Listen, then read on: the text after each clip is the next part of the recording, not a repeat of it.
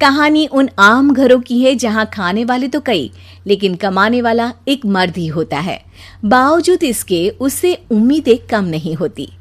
देखिए जी, सामने वाले वर्मा जी कैसी अच्छी तरह से सफाई करते हैं छुट्टी वाले दिन अपने घर की, और एक आप हैं। अरे यार, उनके पास कार है, ऑफिस पास में है और हफ्ते में 2 दिन की छुट्टी होती है, तो फर्क तो पड़ता है ना। मेरी तो शादी ही गलत हो गई। अरे कोई मस्त लड़का मिलता, कमाता भी, घुमाता भी, घर के कामों में भी मदद करता, लेकिन नहीं जी, हमारे वाले को तो कमाने से फुर्सत ही नहीं, और कमाई भी ऐसी कि कोई जरूरत पूरी ही नहीं हो रही है। सुनील बेचारा शीना को देखकर सोचता है कि शीना सही कह रही है। देखने में सुंदर है, घर का सारा काम कर लेती है, उसे तो कोई भी अच्छा लड़का मिल सकता था। क्या सोच रहे हैं? भागने का इरादा तो नहीं है? अरे नहीं मेरी प्यारी बीवी, मैं तो नहीं, पर डर है कि तुम नहीं कहीं भाग जाओ मुझे छोड़कर। शीला सुनील के मुंह से प्यार भरी बात सुनकर मुस्कुराती है। आप भी ना। सुनील एक दिन ऑफिस से घर आता है कि तभी शीना कहती है, सुनिए जी, वो मेरी सहेली आई थी, सारा दिन वो लोग यहीं थे, अब जा रही थी तो मैंने कहा नहीं नहीं, मेरे पति छोड़ आएंगे ना तुम्हें, तो रोक लिया मैंने। सुनील थोड़ी देर कुछ सोचता है, फिर कहता है, ठीक है, मैं कपड़े चेंज करके आता हूँ। अरे तेरे पति को तो लग रहा है कि अच्छा नहीं लगा। अरे नहीं नहीं, ऐसी कोई बात नहीं है, रुको मैं अभी उन्हें घर के कपड़े देकर आती हूँ। शीना अंदर जाती है जहां सुनील पलंग पर लेटा होता है। अरे क्या मजाक है, वो कह रही है कि आपने मुंह बना लिया। सही तो कह रही है, सुबह से अब ऑफिस से लौटा हूँ, एक कप चाय का तो पूछा नहीं, 20 किलोमीटर जाओ और आओ, और फिर कल उसी टाइम पर ऑफिस। अरे यार, मुझे गाड़ी चलानी आती ना तो बोलती भी नहीं आपको, और कौन सा रिक्शा खींच कर जाना है आपको। सुनील अब क्या बोलता। रात देर से आता है और सो जाता है। अगले दिन शरीर दर्द हो रहा है। अरे तो मत जाओ ना ऑफिस, चलते हैं ना मार्केट घूमने, फिर पिक्चर देखेंगे और रात में खाना खाकर घर वापस।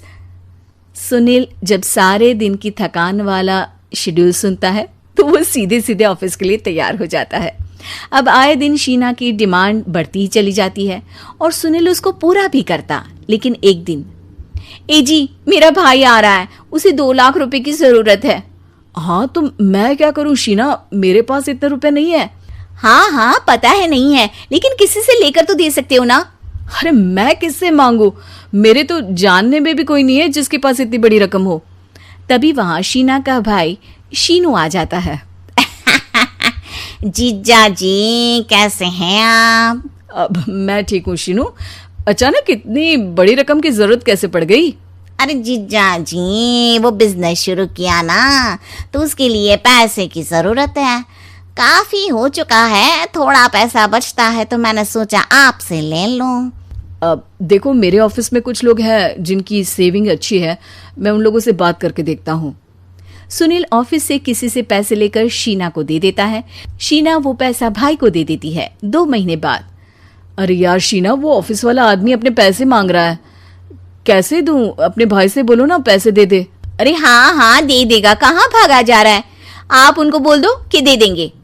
थोड़े दिन बाद, शीना वो आदमी मुझसे आज भी पैसे मांग रहा था यार, मैं तंग आ गया हूँ, ऑफिस जाते ही सामने उसका चेहरा दिखता है, क्या बोलूं, बार बार पैसे मांगता है। अच्छा मैं शीनू को फोन लगाती हूँ, बात करके देखती हूँ। शीना भाई को फोन करती है लेकिन वो फोन उठाता ही नहीं। लगता है भाई कहीं ऐसी जगह है जहां नेटवर्क की समस्या होगी।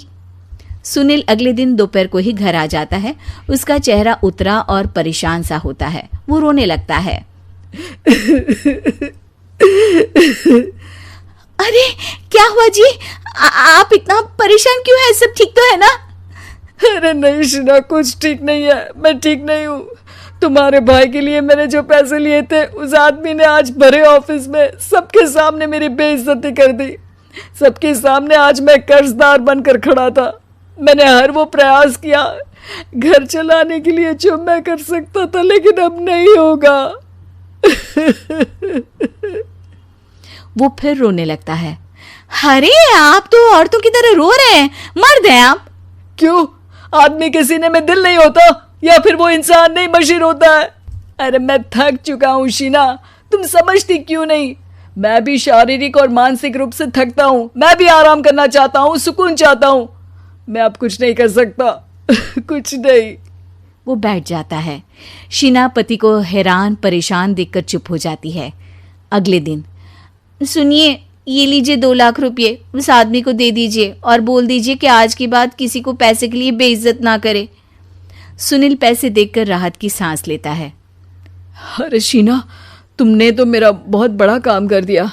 अब मैं शान से ऑफिस जा सकता हूँ, लेकिन ये पैसे आए कहाँ से? ये पैसे मैंने अपने गहनों को गिरवी रख कर लिया है। तुम ठीक रहो, निश्चिंत रहो, मैं बस यही चाहती हूँ। मुझे माफ़ करना, पर अब मैं समझ चुकी हूँ कि मर्द को भी दर्द होता है।